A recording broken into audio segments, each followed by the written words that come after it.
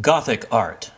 Abbot Suger is credited with setting in motion the stylistic changes that ultimately led to a transformation in aesthetics, which lasted for several hundred years. His rebuilding of the Cathedral Saint Denis in France, begun around 1130 CE, incorporated revolutionary building techniques including ribbed vaults, flying buttresses, and stained glass.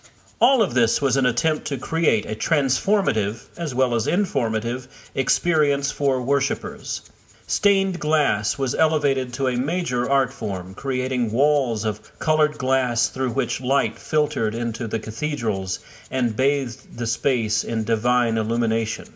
The Gothic style spread throughout Europe and began to influence the architecture of public buildings and residences. In Italy, Nicola Pisano was a noted sculptor who created a magnificent baptistry for the Cathedral of Pisa. Also at this time, wealthy patrons commissioned books of hours, private collections of prayers with elaborate illuminated texts.